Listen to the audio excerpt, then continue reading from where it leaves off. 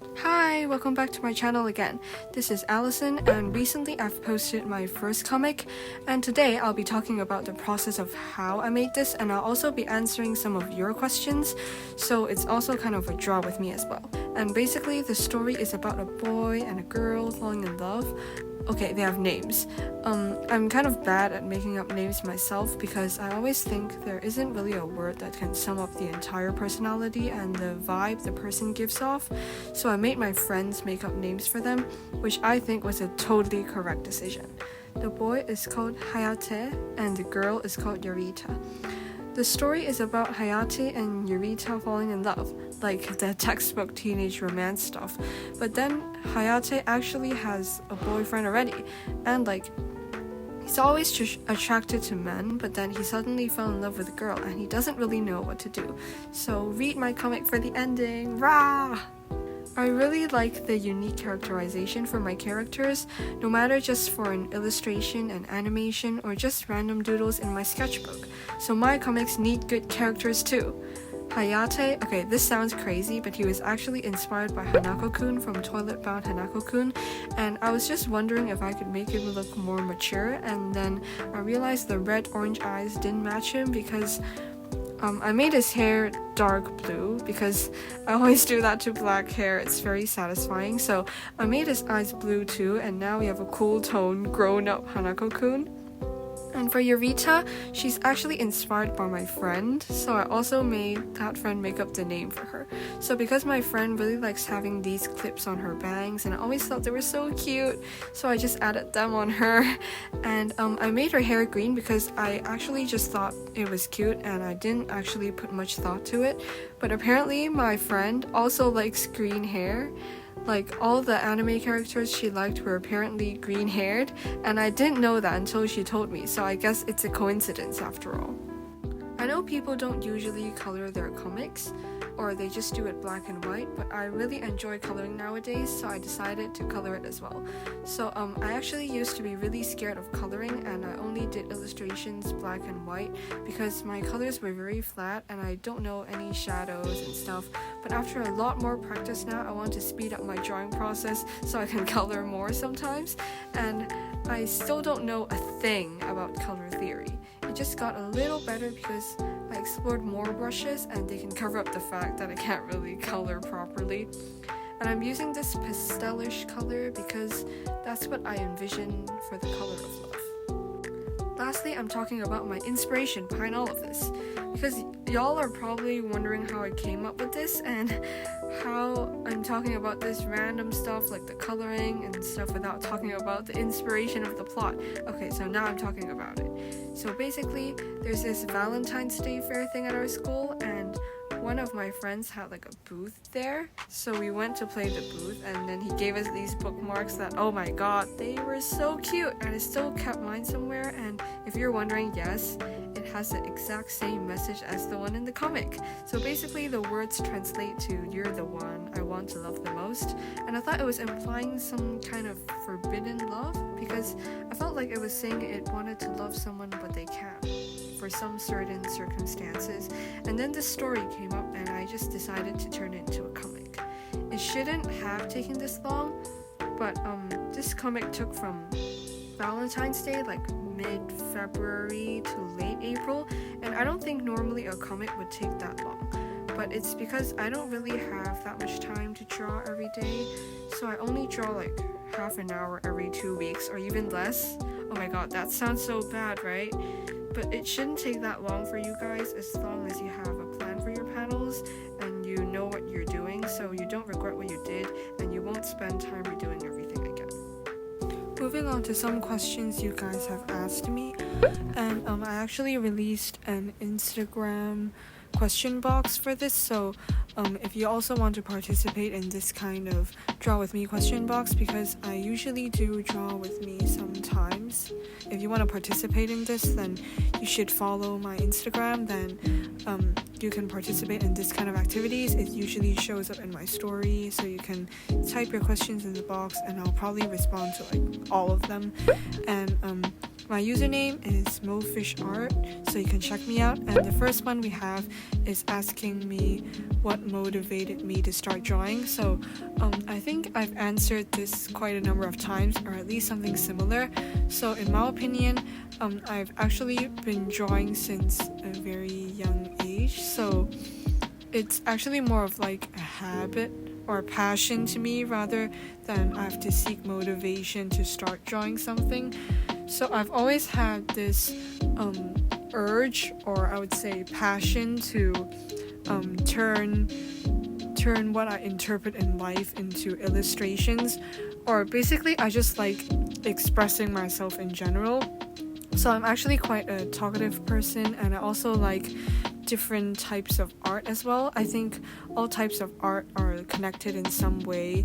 So I like poetry, I like visual arts, I like music, I just like arts in general, I think, and I've been trying things like public speaking or drama lately. I just very like expressing myself to people in general, and I think there was this time when I wasn't really confident with my art, but I think it gets better over practice. So if you're not drawing because you think your art is not good, that definitely isn't true, because art is actually very subjective, and I think the result isn't as important as the process, because like although you'll see the result and people will use the result to determine whether it's good or not, but I think art is very personal, so you don't actually have to share it to everyone, like unless you really want to. But I mean, even though if you show it to other people, what matters most is how you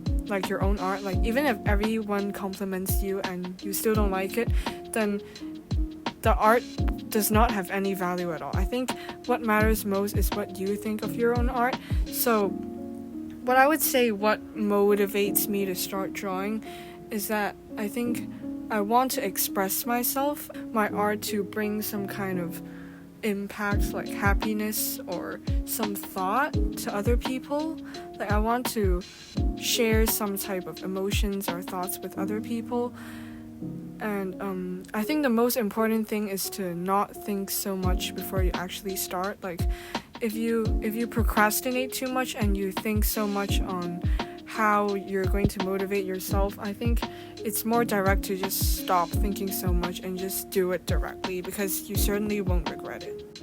Okay, the next question is asking for anime recommendations.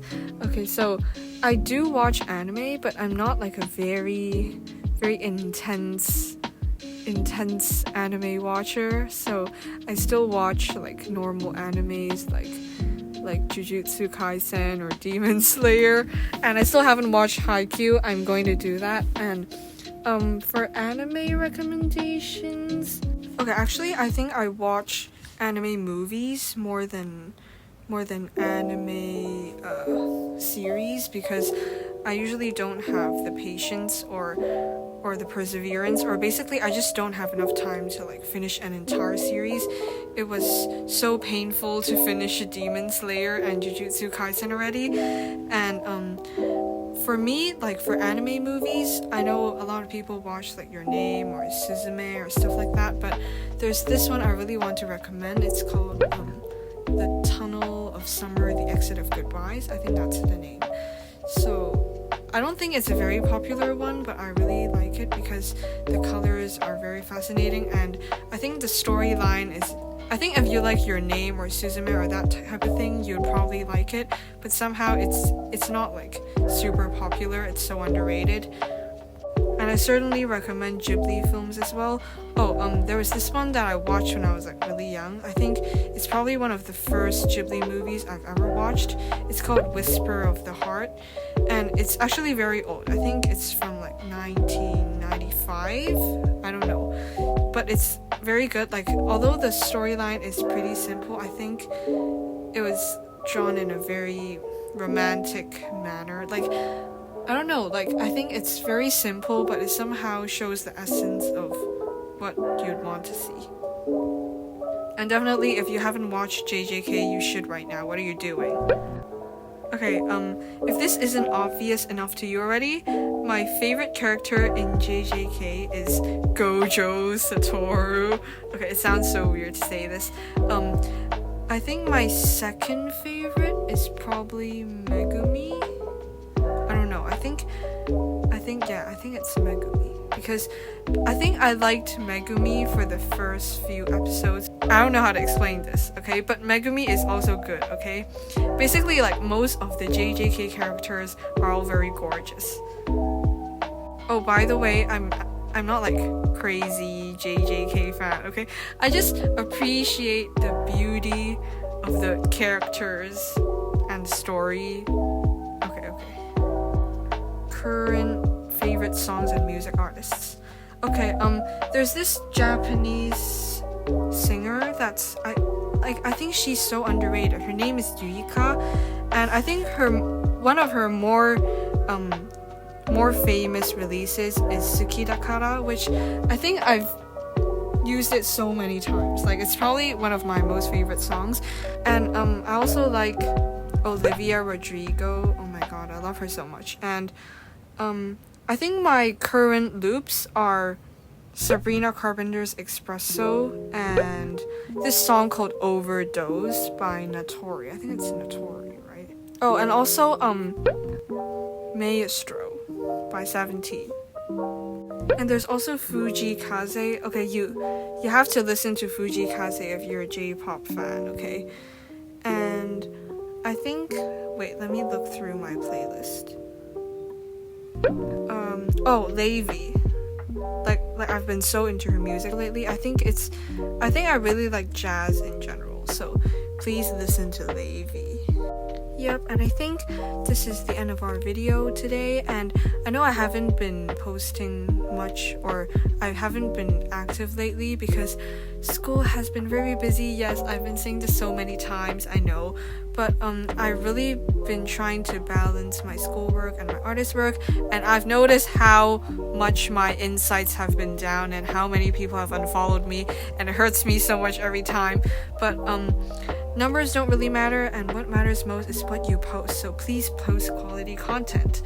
And I hope you guys enjoyed this video, and I'm really trying so hard to post things and may have a balance in other aspects as well. So I hope you're having a good day, and I'll see you next time. Bye